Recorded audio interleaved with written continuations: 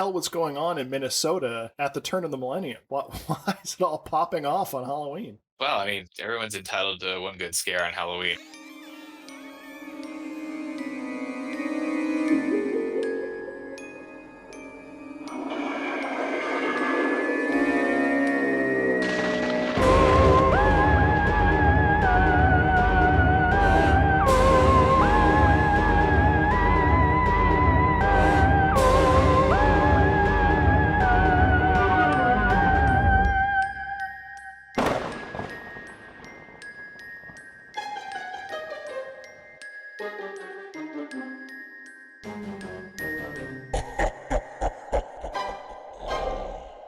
This is We Bleed Orange and Black, the podcast for Halloween and horror lovers. Join us as we interview creators, discuss our favorite horrors, and share original spooky stories.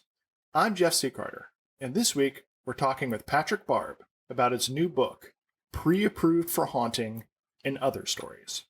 Patrick Barb is an author of weird, dark, and horrifying tales, which have appeared in a number of magazines and anthologies. His debut novellas include the urban fantasy Gargantuana's Ghost, the vampire pro wrestling tale Turn, and the sci-fi horror Helicopter Parenting in the Age of Drone Warfare.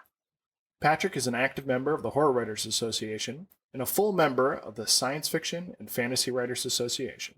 He lives in St. Paul, Minnesota with his wife, 2 sons, and a large dog who thinks she's actually a lapdog. Welcome back to the show, Patrick. Thanks, Jeff. Glad to be back. So here's an icebreaker for you. Would you want to be a ghost? I think it depends on where I would be haunting. Like if it was in a movie theater and I could just watch movies the whole time, absolutely love it. I was in like an old house and it's just dusty furniture. Not so much fun. What about a bookstore? Bookstore would be great. I'd be that ghost. I would be the librarian ghost in the beginning of Ghostbusters for sure. And I would definitely yell at anybody who interrupted me. You know, I've been thinking, even if you can't pick up a book and turn the pages, if you're a ghost, you could learn to stick your face through a book very slowly. Although, I imagine it might be hard to focus on the words if your face was right up to the book.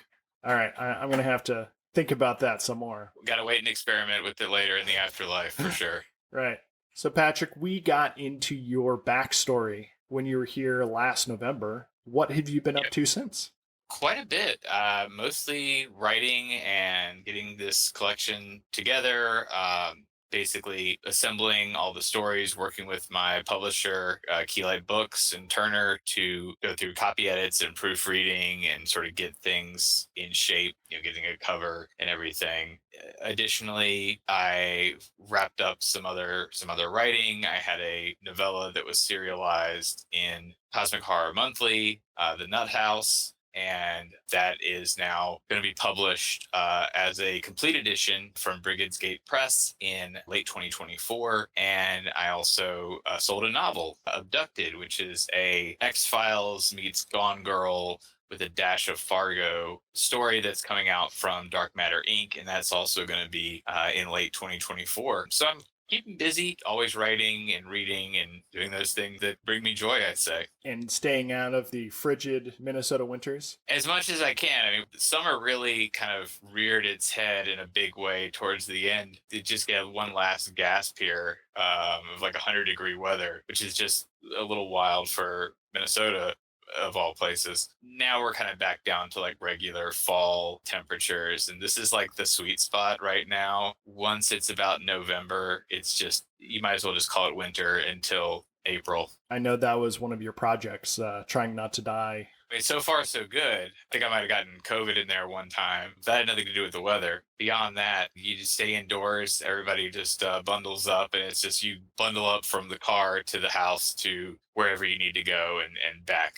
You have alluded to being from the southern United States. That is correct. I just moved in the middle of high school. So originally I was born in Virginia, southeastern Virginia, and was there until junior year of high school. Then my dad's company moved him out to Memphis, Tennessee. So we lived in the suburbs of Memphis. I went to college in Jackson, Mississippi. And then, I'd done the South and seen all the sights and met all the people of all stripes. And they have stripes down south? We do. do. It's just how you can tell each other apart is from the The stripes. skunk stripes? Skunk stripes mostly. And then I went to New York after college, and I was there for a few years. Lived on the West Coast for a few more years, and settled in Minnesota. So really, kind of covered the whole map at this point, minus I guess maybe like New England and Pacific Northwest. Yeah, you definitely got to hit those too on your bingo card. Right. I got to check them off, and I get like a free sandwich or something once I get them all.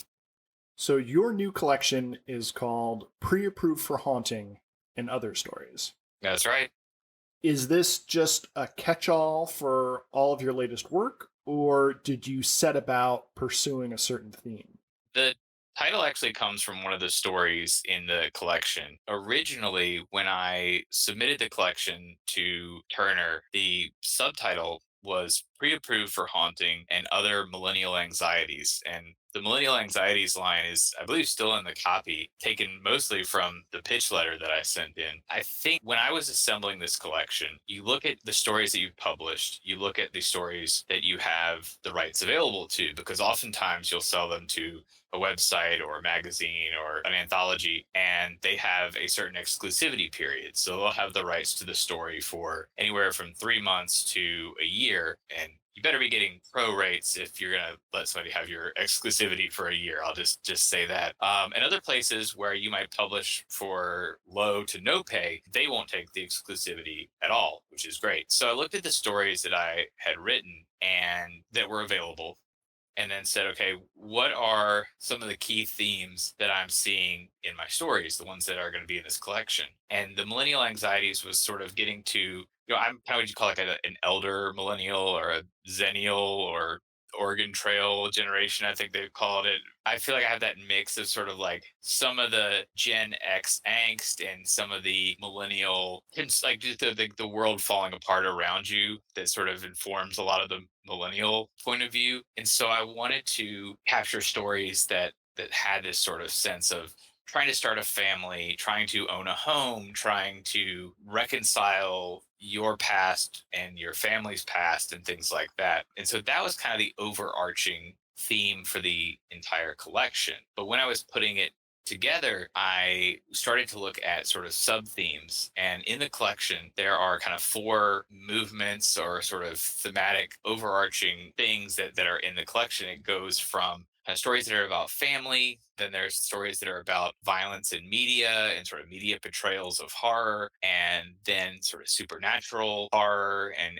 terrors. And then finally, it ends with slasher horror mainly, or sort of like that violence, the nature of violence. And a lot of that is seen through the slasher subgenre. Were there any themes or motifs in this collection that surprised you? And you're like, oh, wow, I was really kind of chewing on that. Yeah, I think the one of the main things that came through was finding that the sort of supernatural horror theme. Not all these stories deal with supernatural horror. There is a specific section where it's more focused. Mainly that was because I had these three other themes or motifs that I really wanted to work in. Supernatural horror is something that I enjoy, and I would say I've written about it, but it doesn't always come up to me as like the first thing I think of when I think about my own writing, which is funny because now the title of the collection comes from a story that is very much based in the supernatural, and there is a lot of that focus in there in the collection. Obviously, Pre-Approved for Haunting deals with haunting. The beauty of haunting in fiction is that it is the most emotionally resonant form of horror. So even though that one deals with concepts of haunting, it didn't strike me as supernatural so much as a more psychological and emotional story.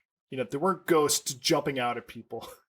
Sure. I mean, it's in the title, so I don't think that's too much of a spoiler to say that the basic concept of the tale is there is this paranormal investigator, ghost hunter, who is called to this same house over and over again throughout the period of this house, from it being built to close to maybe the end of this house's existence. And all the time, there is something that he is seeing, or that the residents of this house are seeing, that is sort of a projection of themselves in the future. So it's this notion of like already being haunted by a place before you've left it, before it's really before you're gone, you're already feeling this sense of loss, which I think really, again, tied into that millennial anxiety feeling of just like what's left, what is ours, what belongs to you, and what do you already feel like has gone away before you've even had a chance to experience it or enjoy it. And that is a very particular flavor of anxiety, mourning the loss of something before you've really had a chance to enjoy it, just being so preoccupied with the future. And I think that's very effectively communicated. Yeah, and I think it's something that I've found, in putting the collection together, you start to see these elements that tie together, the sort of elements of people who either have lost something or are on the verge of losing something, whether it be the connection with their children or the sort of connection with their parents as well, tapping into that notion of like already worrying about home, shelter, love, affection, family. You have a story towards the end of the collection called Melvin and the Murder Crayon. As I was reading it, I was sort of on the edge of my seat because it had all the makings for a really great supernatural horror story. But instead, you chose to keep it bone dry, rooted to reality, that made the story so much more horrifying. This story was originally published online on a pulp flash website. At the time of publication, it seemed to really connect with people. I think this was probably a couple of years ago, and it's sad to say because again, a little bit like my novelette Helicopter Parenting in the Age of Drone Warfare, which touches on the subject of violence and school shootings, especially. This also deals with that top. There's no getting around that. It's basically what it is, and it's the story of mine that, as you said, is the most kind of grounded in reality. The title was inspired by Harold and the Purple Crayon. Actually, that's where the Melvin and the Murder Crayon comes from. It is essentially dealing with this young black child who is killed by a police officer at his school. I wanted to not make any assumptions about what's going on in people's heads. I didn't feel like I had the right or the wherewithal as a white male to get into those headspaces, but I still wanted to approach it from more of not necessarily a journalistic perspective, but kind of getting into like, here are these things as I'm seeing them. Here's a way this could happen without getting too much into anything supernatural or anything like that. And I was not sure about including it in the collection because it's so different, I think, from everything else. At the same time, it was a story that had resonated with other people.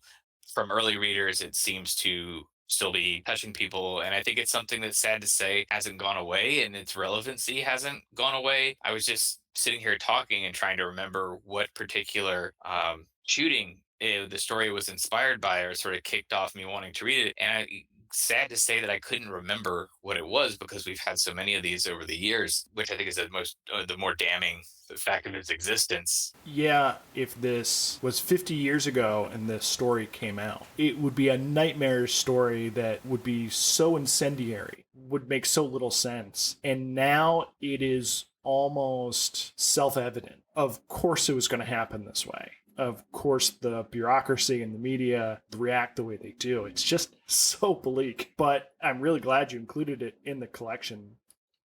I use the slasher a lot of times as this sort of stand-in for violence because I think for horror audiences, the mass killer with the machete or the chainsaw is sort of our acceptable way to process violence, to process the effects of violence on us. At the same time, having this story in the collection, I didn't want to turn away from this other type of violence that we've also, in many ways, become inured to and have just let exist. And there are, you talk about masks. I think that there are ways that we can talk about how there's the sort of mask of civility of wanting to not rock the boat and not change things too much that often can lead us to these uncomfortable positions where violence has infiltrated our culture and our lives to such a degree that these horrible things can and do continue to happen.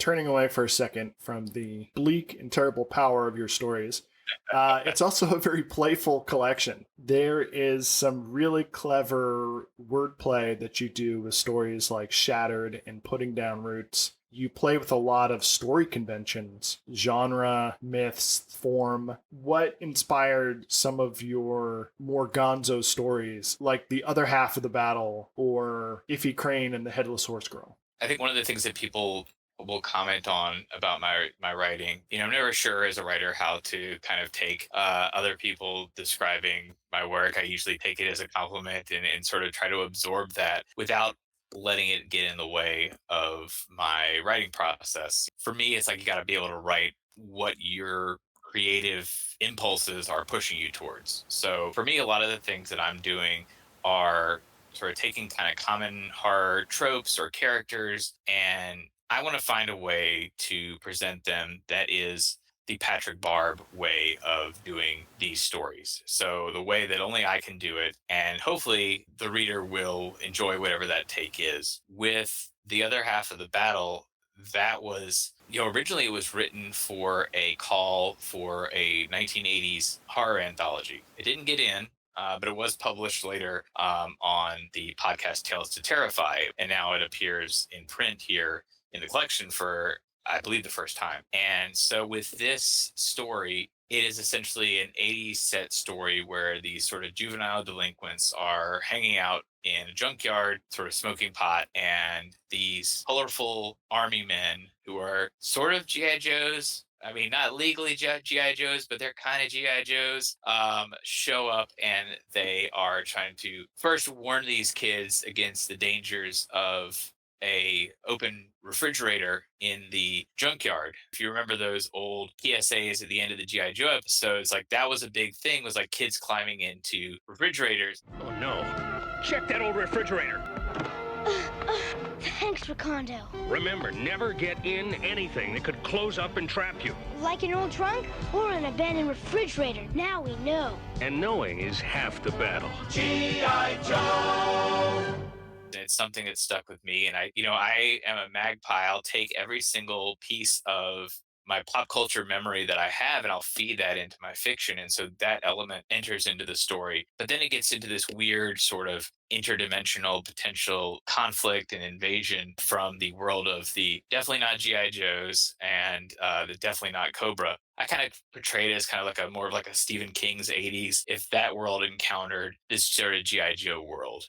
Earlier, you were talking about having lived in the South and all over the country. This story is set in a small, dying town where the only escape is joining the military. Yeah, I mean, that's taken from sort of childhood experience. I grew up in a very small town. I did see families where it didn't look like they were necessarily going anywhere, and then like the military presents this way out, and you see the recruitment officers at schools and things like that.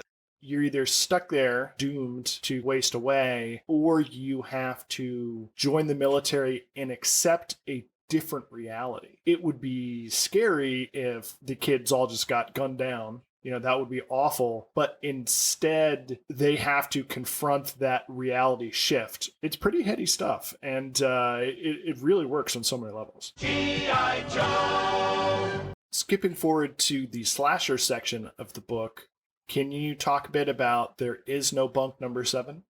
Sure. There Is No Bunk Number 7 is one of the shorter stories. It's a flash piece. I would describe it as kind of a liminal spaces slasher, because it is essentially about a girl at a summer camp who is being stalked and hunted by a cabin. And so it's sort of getting into this. I'm a big fan of like summer camp slashers, Friday the 13th, The Burning, Sleepaway Camp, all of those. And so I wanted to get into this space of not showing the killer. So again, like suggesting the killer and having it be this sort of space, this cabin that should not exist, that is moving around. So that's the starting point for the story. That's sort of like the jumping off point. I think a nice pairing with that story is the Giallo Kid in the Cataclysms campground. Yes, that's the last story in the collection. It is a new story. So this is the first appearances in the collection. this story was one that I've wanted to write for a long time. That once I'd written, I hadn't really found a home for it until it was included in the collection. I would say, if I could just editorialize for a second for other writers out there who might be listening, I found that there are some stories that you will write that aren't necessarily going to be ones that you sell to magazines or websites or anthologies because they need to exist in the context of a collection. And I think this story works in the context of my collection because it is really this moment where I'm bringing together a lot of different elements in my fiction, and in particular in the stories that are in this collection. The premise of the story is that this young woman is a camp counselor. Her brother is it becomes a slasher over the summer, and he has killed off all of the other counselors, and he's about to kill her off, and then the end of the world happens. This sort of cosmic horror apocalypse occurs, and now both of them are kind of trapped in this campground, and it seems to go on infinitely. The brother has sort of morphed into kind of this Jason Voorhees in the later day Friday the 13th movies, massive slasher, wearing a Homer Simpson mask of all things, and the sister who was meant to be the final girl is still there as well, and they're sort of coexisting in this space. And then there is this entity responsible for this apocalypse that is trying to drive her to sort of finish the slasher final girl narrative. And so for me, it's like taking in this notion of family and the sort of dynamics of how you can fall out of touch with your siblings or other family members. There's stuff about like violence in the media and just the sort of nature of this violence, and this idea of what does the end of the world look like for the individual. So this thing called this cataclysm, it is an apocalypse in a way. The world is ended, but it's still going on.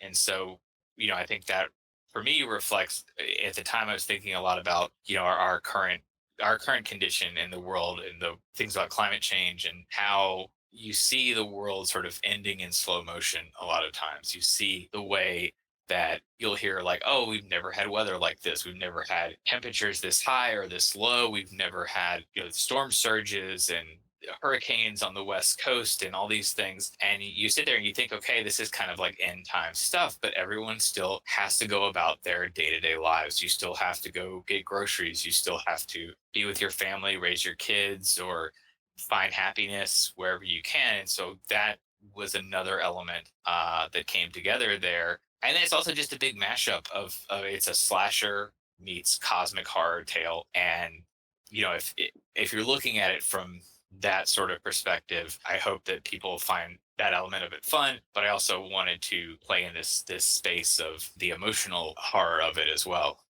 Yeah, I don't think there's anything to add to that. Nailed it. It's a capstone on the collection. I think you summarized it very well. Yeah, I mean, I'm just like I said, I'm a big fan of the slashers and the Giallo before that, and but I'm also a fan of weird fiction, and so those are things that I think a lot of times I'll find other writers and readers of horror or weird fiction that try to separate the two, maybe. So it's like there's like the kind of campy fun slasher, and then there's weird fiction that's more literary and it makes you think. And I'm always like, the more the merrier. Let's just mash them together and see what happens. I've got friends who are, as I said, I've lived in the South, I've lived in New York, I've lived in California. I've got friends all over, and nothing brings me more pleasure than bringing all these disparate people together and then seeing how they play off each other like I'm some sort of evil matchmaker or something. And so I bring that into my fiction as well, as much as I can.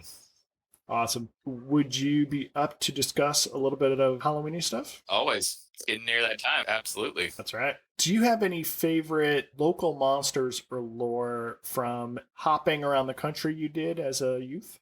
as a child, one of the stories that really stuck with me, you'd hear these tales about the railroad linemen who are like decapitated, and then they will be seen out in the woods or out on the tracks with like just the light floating. For listeners at home, I was holding up my hand like a lantern. It's never a story that has this sort of violent intention behind it. I think that's maybe why it stuck with me more, because I think you learn about these urban legends and it's like, oh, this boogeyman will get you. And that's okay. It's kind of a warning sort of thing. But the stories where it's like, oh, something terrible happened to this person and now they're kind of out there, and you may encounter these lights or things like that out in on the tracks late at night or things like that, that I think really stick with me more, because it's not so much a warning as it's just this phenomena, right? It's just this thing that's out there in the world. It's more tragic than terrifying. Exactly. Especially when you're a kid and you hear these stories, you maybe don't know how to process it as well. And so it sticks with you. And then who knows, years from now, you may get my railroad ghost story at some point. It's still percolating at this point. We'll see what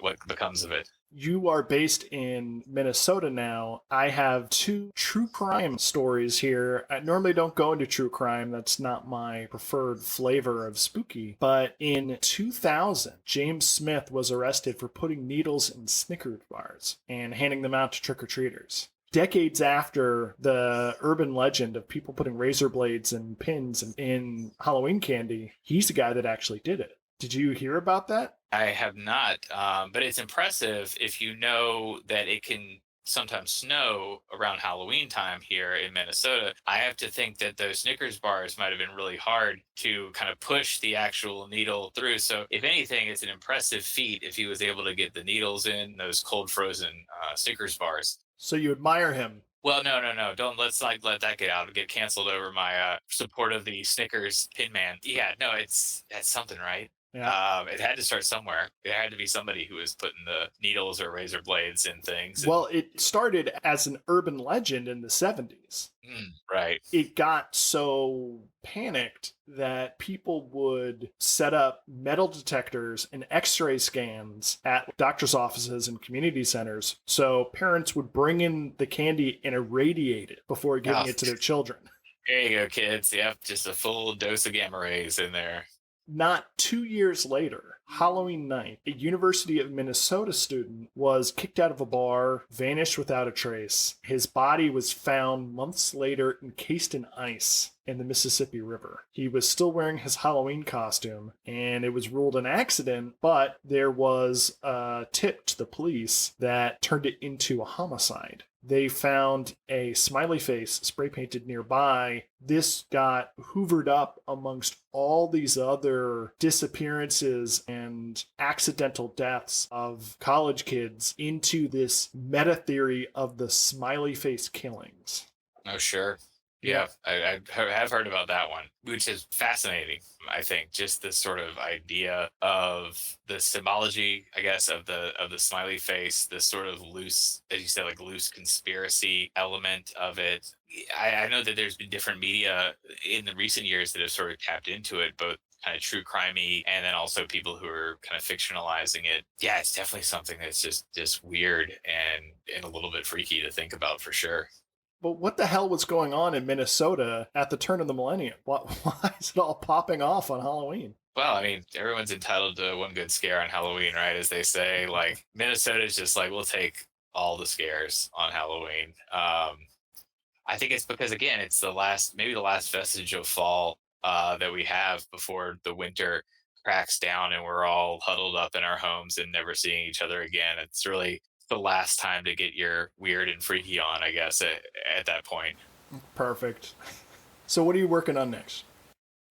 Well, I'm currently primarily working on longer stuff. I sort of have had a bunch of short stories published. I want to get this collection out and get it out in the world, and hopefully it'll be a success so we can get another collection. But right now I'm working on a pair of novels. Actually, I mentioned Abducted earlier. That is a X-Files Gone Girl little dash of Fargo. The basic premise of that is this woman is a police sergeant, and 19 years ago, she was investigating the disappearance of this young boy whose sister claims that he was taken by some sort of gray men, and nobody believes her. Years later, the boy, who's now a young man, returns, and there's this sense of how was he returned? Where was he this whole time? What is going on with him? There, it gets into this sort of like small town part as well, and that's coming from Dark Matter Inc. in 2024. And I'm also, the novel I just finished recently is another take on popular horror theme.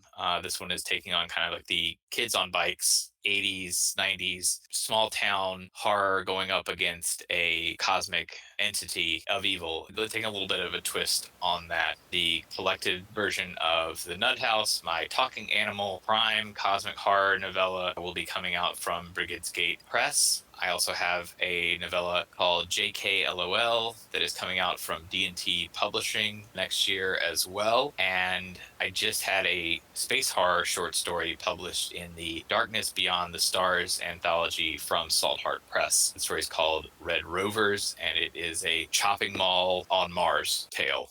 Thanks for coming back and hanging out with us, Patrick. Yeah, anytime. Happy to talk books. Happy to talk Halloween. That was a lot of fun, man. Sorry, just holding for cat. Please subscribe and follow. Links are in the show notes. You can find me at jeffccarter.com and hit the link to pick up my collection, We Bleed Orange and Black, 31 fun-sized tales for Halloween. Until next time, stay spooktacular.